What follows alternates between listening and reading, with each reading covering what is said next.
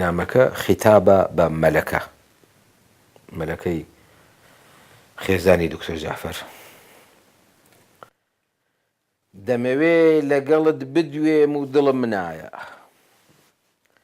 نازانم بەم نامەیە دەدلاوێنمەوە یا دەتکولێنمەوە.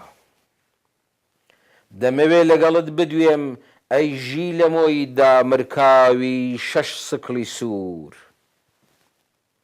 دەمەوێ لەگەڵت بدوێم ئەی پەیکەری پەژارە و ڕەنج، پڕژانترین زامی کوردستان، خوشکی کاک فواد خێزانی دکتۆر جعفەر.